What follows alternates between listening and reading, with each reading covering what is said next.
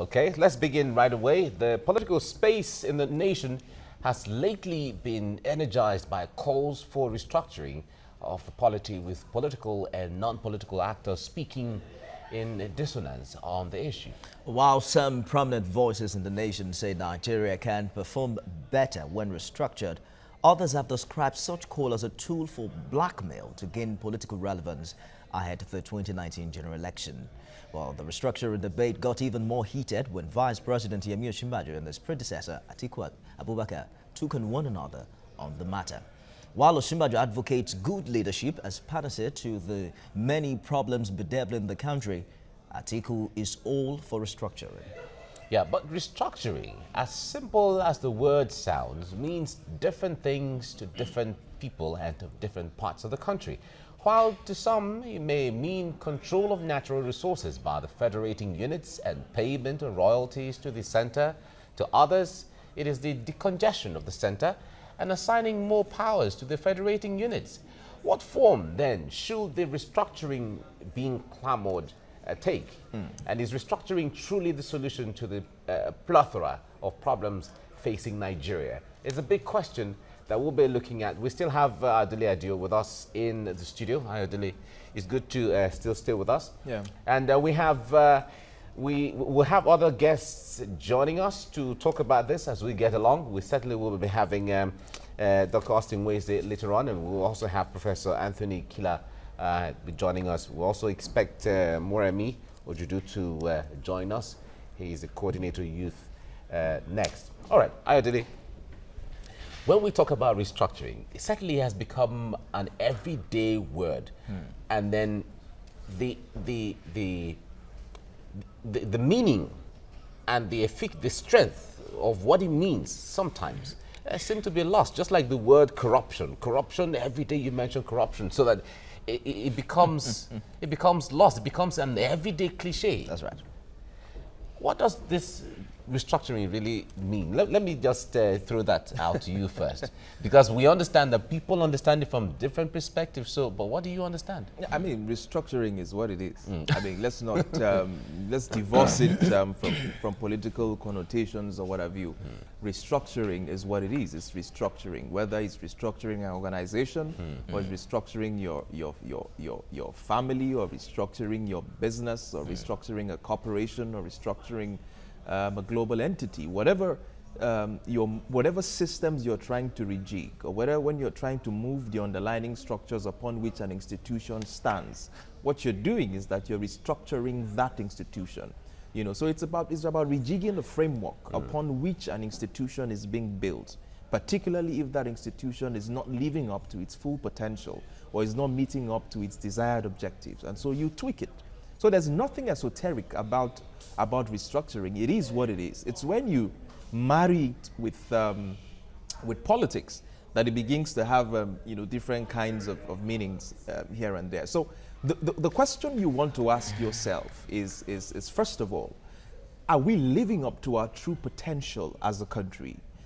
Are our systems working as optimally as they should be working?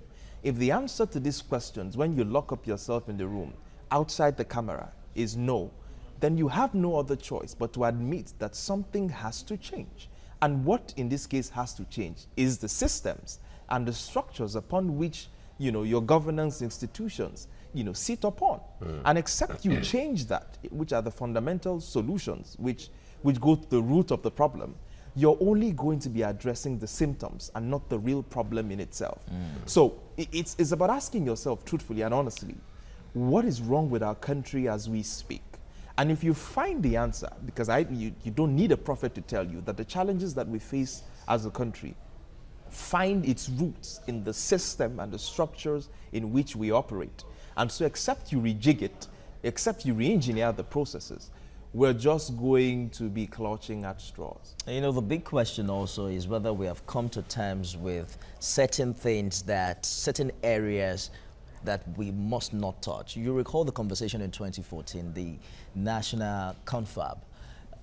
Any other subject matter could be discussed except the divisibility, the fact that the unity of the country is non-negotiable. Yes. Oftentimes when we have this discussion, it comes with agitation for secession, and no federal government wants to hear that.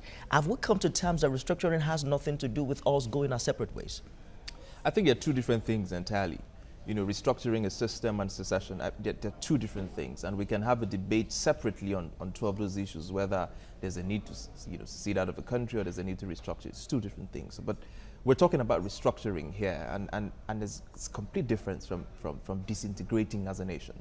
The real issue is the way the debate has been carried, the debate of restructuring. Certain people have advanced the debate of restructuring in a bid to denigrate or to make other regions of the country look smaller, and to make them look like parasites. And that's being a wrong way, to champion such a debate. And that's why the debate has not been getting traction.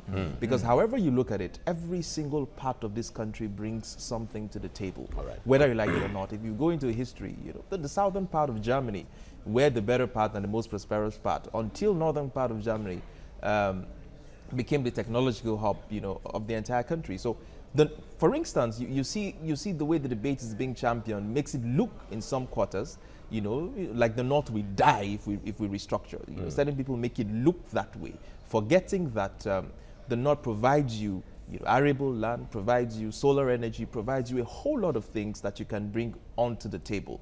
But then let's not miss one fundamental point, and which is when you're having a debate about the nation, we should not be fixated around a particular system, because the debate it seems to be around the fact that we cannot make progress except we restructure the country.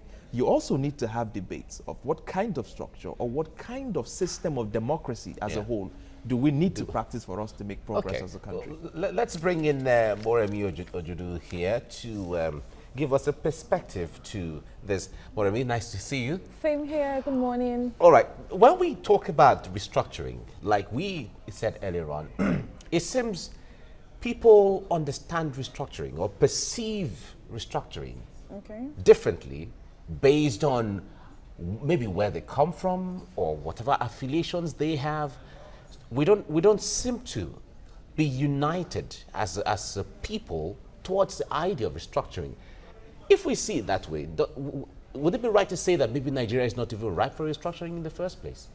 Okay, basically, why people see it as why people perceive restructuring or probably see it as a need or necessity in some regions is because of the fact that if you look at the word Nigeria, how did Nigeria come about? Are we truly a homogeneous state? Do you understand? And the agitations for restructuring started coming from, people have different interests. We're diverse. We're a diverse community and society, if you understand that. So basically, restructuring stems from the fact that there are lots of regions that makes up this country. And these regions all have their own features. They have their own, peculiar needs as well. And these needs, have they been met by the federal government, by the central government? Has this needs been able to, have they stemmed down to the people, to the locals at these different regions? So these people are now saying that, okay, let's look at the new order. Let's come back together to the table and see if this country is truly what we need it to be at this moment. Are we truly in the same path? Are we truly on the right track to ensure that we get our common goals achieved? So these are the issues that stems from restructuring. And then again, the reasons why, talking from his own perspective, the reasons why I feel restructuring has not been able to, get so much weight from the federal government, why the government has not really taken a huge step towards it is because the government also sees it as, some interest, some people, like a selected few, have interest in this. They feel, okay, maybe they just want to separate them, secede away from Nigeria and probably share their commonwealth or something like that. So basically, for me, as a youth, as a young person, my own idea of restructuring is, reviewing our rights, the citizens' rights. Are we on the right track? Are we, do we have our own rights to life, right to education, right to speech? Are we living in a true democratic society? That's where my own restructuring points come from. And we should review it. Taking one citizen at a time. At a time. Focusing on the citizen. Because the young people are actually alienated from the society. The education system is very poor. We all clamor that the young people are not there, they don't really have the capacity, but what capacity was bequeathed to us? Do we have the strength? No. So that's where restructuring should come from. Restructuring should come from the educational sectors. Because lots of Nigerians as of today lack the knowledge. We all, we see everything that is happening in society, but it's because of the fact that it's lack of knowledge. Ignorance is killing our people. So restructuring should start from there. It should start from the fundamentals of life, the fundamentals of living. If that is happening, then I think, well, we should be able to talk about restructuring properly. But few people that have been agitating for it has always been for their personal interest. And for me, as I said, Nigeria's unity is non-negotiable. It's all right. We appear to be more divided on this issue than we were when the theme, restructuring, began as a public debate. The fact that, on one hand, there seem to be different proponents championing different things. Recall that the APC itself had a committee led by Nasir El-Rufai, who came up with about 12 points about what they propose as restructuring. This indeed has inspired some form of reluctance on the part of the people. Reluctant to either the proponents or opponents, as the case may be. How do we get a viable conversation ongoing? The National Conference, for instance, wasn't attended by the main opposition party. So whatever it is they talked about, whatever money they spent, appears to have gone down the drain. So in championing a new conversation, how do we ensure that it is a credible and acceptable one? First of all, we need to know what conversation we are championing. The moment you set the templates, then we can have a proper debate. We shouldn't be debating restructuring. What we should be debating is the future of our country without oil. Now, if you say what we want to debate is what Nigeria will be 20 years from now without oil, with a huge debt burden on our necks, with states unable to pay salaries or pay minimum wage, with a GDP per capita income of less than $2,500, with 95% of people living on $5.5 a day, then we can have a proper debate on how we want to change the course of this country. And then you could suggest that if we retweak or restructure ABC, the country might be able to muscle better resources and can be more economically prosperous to be able to deal with the issues that we have. So we're having the wrong debate when we're debating restructuring in itself rather than debating the national cause as a country. So the problem here is we're not debating how we're going to move forward as a nation, how we're going to deal with the issues that we are facing as a nation. And yes, the answer to some of the issues we face as a nation might require setting fundamentals to be restructured, no doubt. But we must answer the fundamental question. Listen, we no longer have a Western-led model that emerges people out of poverty. We've seen clearly that Singapore, Indonesia, countries like China have been able to adopt a state-led approach that saw people being lifted up. I mean, in Indonesia, in last 20 years, in just 2 decades, has lifted 120 million people out of extreme poverty. China has done extremely well in lifting close to 600 million people out of poverty. So there's a new state-led approach to lifting people out of poverty that can work, right? So if you have a strong center that has a bold and compelling vision that is willing to invest its resources in the people and to lift regions out of poverty, then you're going to make some progress. So we have to look at it dispassionately and ask ourselves the questions, what do we want at the end of the day? You have to ask yourself very straight questions. If we want healthcare for all, what do we need to do to give people affordable healthcare?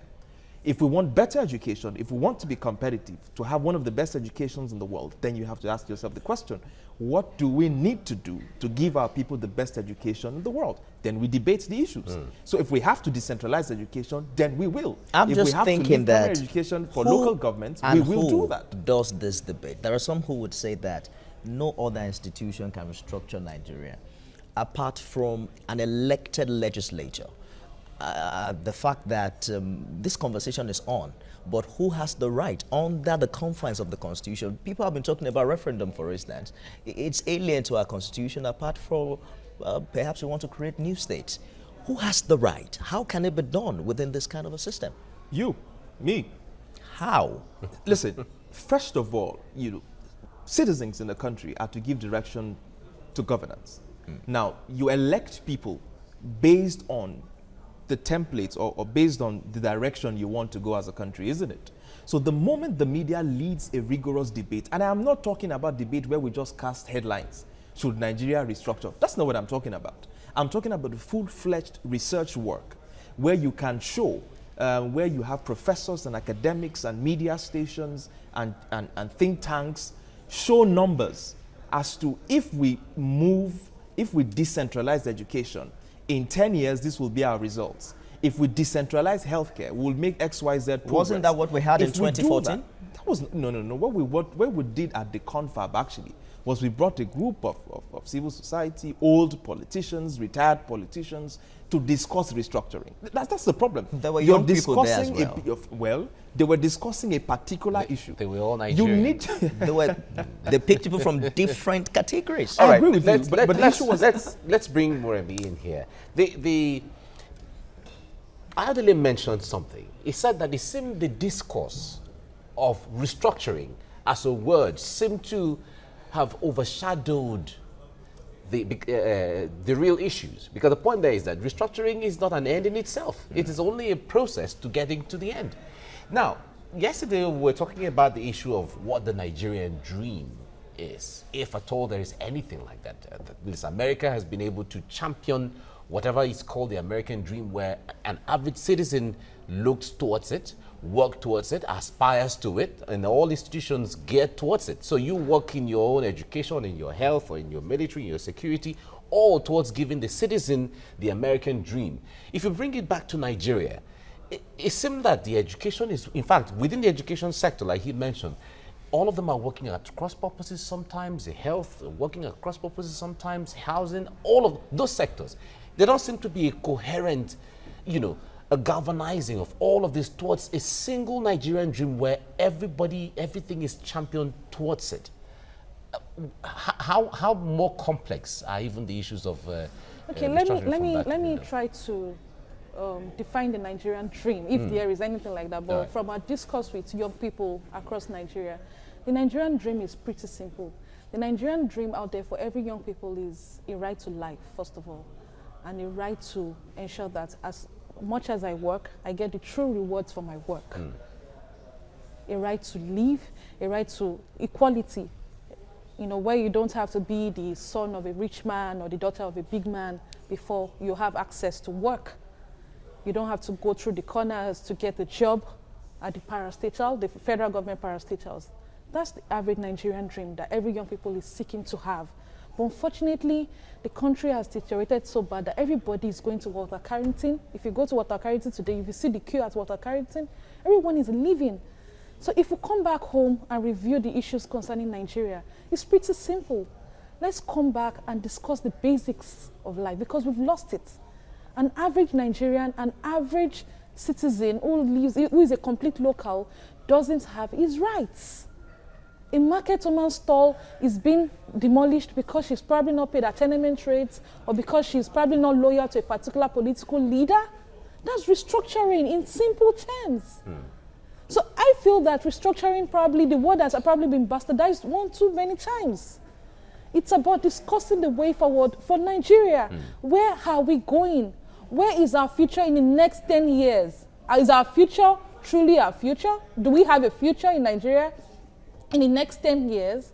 So for me as a person, I would continue to speak on behalf of the masses and on behalf of the local people, because these people do not even understand what they want restructuring. All they want is a better life. A better life. That's just the core. An average, local sits with Emeka, Mrs. Abdullahi in the market. She's not bothered that you're Hausa, you're Igbo.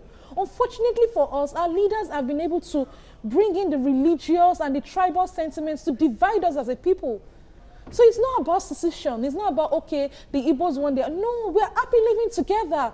But unfortunately, because we don't have the rights, we don't have the basic amenities, we now, the religious sentiment has been able to divide us. So we need to come back as a group of people to discuss these issues, to discuss the way forward for our country. Where are we going? How well can we move in the next 10 years? How well can we solve the issues in the health sector, the educational sector? What's the future of the average young man? Because we're at the present today anyway. The young boy in that local school, where's it going? Does he have the education? Does he have the capacity to be a leader? No. All right. That's, for me, what restructuring is. When Nifemi asked earlier on, who should champion this restructuring? You said you, me, everyone, every Nigerian. But let us put the average Nigerian in focus. Does the average Nigerian, the one on the street, does he understand what this restructuring is, or even what the issues that restructuring should take, should handle or take care of? Does he understand enough to say we have to champion this discourse? I think the average man understands, but not in the context in which we put it. The average trader in Aba understands that he can easily get to a port in Port Harcourt that will come all the way to Lagos. It doesn't make sense to him why he has to come all the way to Lagos to clear his goods when he can do that 30 minutes away from his market in Aba. So he understands that, on a very good day, he should have a port closer to him to clear his goods and services, So we do understand, but not in the context of the boogie world and how it's being projected in the media and all of that. So we might be, uneducated, but we're not stupid people. People understand the issues that they deal with every single day. And except we begin to look at these things dispassionately, just take the labor issue, for instance, where the labor wants better minimum wage. And you and I will agree that, of course, the living wages are low and you want better wages. But the Constitution wants a central planning for a minimum wage. That's what our Constitution says. The federal government sets a minimum wage for the entire country. But you and I know we live in a country where Zamfara cannot pay the same minimum wage with Lagos State. So you see that there's a fundamental problem here. Except you can allow Zamfara set his own minimum wage because it does not have the same living standard as Lagos State, then you're going to have a problem. You're going to have cases where people can't pay salaries. So that alone is one issue that shows you that you have to look at the issues clearly. So we can't afford to keep setting a central, minimum wage. Let Zamfara set its own minimum wage. You can have a baseline. If that is done, wouldn't it be abused by maybe heads or let's say governors who might want to be mischievous? Because the point there is that the minimum wage is just the basic foundation. You can't go below that. Yes. Lagos State, if you have what it takes to pay 150,000 naira, why not go ahead? Why not go ahead? Edo State currently, even at the 18,000, Edo State is paying 21,000 naira based on its own capacity. Exactly. So the point there is that it is the minimum anyone cannot go below, but you can add up to it if you want. So the point is, why? So a state like Zamfara will ask you, why do you want me to pay what you want to pay? so that's the question. That's the point. That's the point I'm trying to make here. So an average Nigerian understands the issue. He knows where the shoe pinches. Unfortunately, you've had the government consistently, and I tell you funnily, since 1980, every major government in the world has been reducing poverty. We have systematically been increasing poverty. We've been accruing more debts. We have just not made considerable progress as a nation.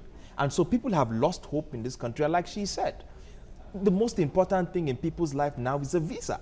So people are losing hope day by day. The country is not working for them. And this is largely because we've not had a bold and compelling vision to lift people out of poverty, to do the needful. And I tell you sincerely, Dambiza Moyo, a renowned economist, made a very fine argument, when she tried to disprove the thesis upon which democracy stands, when she says, give me liberty, the famous quote of give me liberty or give me death. Yes. When she said, no democracy will survive outside economic prosperity. And in countries that live in less than $1 per capita income will not have democracy for more than 8 years. Ask yourself how many years we've had democracy for, and what is our per capita income? $2.5 thousand. And she argued that countries that live on $2.5 thousand will not survive democracy over 16 years. So the real problem is economic prosperity and not the term democracy or freedom or whatever you. Give people economic prosperity and you see agitations drop. Well, it's interesting how these conversations have evolved, but I'd love us to just scratch the surface and dig deeper if we can. One of the issues projected as regards restructuring is the issue of power, devolution of power. Decentralizing, there's too much power at the center. But the federal government sometimes earlier this year said that even within this system, there's been some form of power devolution. The fact that the National Assembly seemed to have passed a bill to, grant autonomy to local government already. Mr. President has signed to law autonomy for houses of assembly and state judiciary. Would you say that indeed power is being devolved?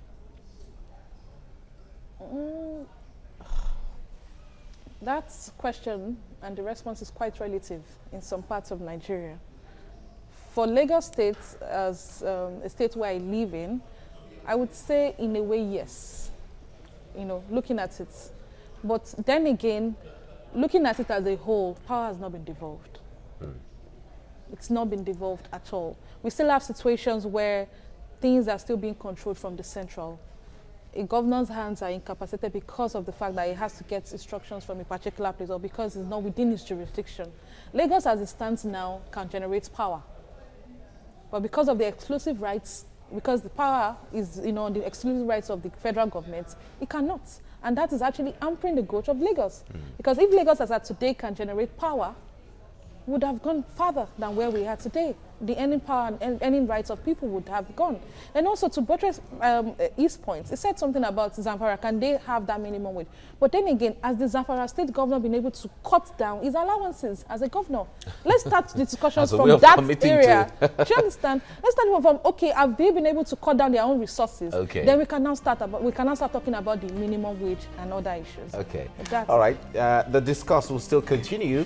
Moremi Ojudu, the coordinator, Youth Next, thank you very much for coming on the program. Welcome. Sorry, and Ayodele Adio, managing editor, Gloom TV, thanks for coming as well. Thank you for having me. Thank you.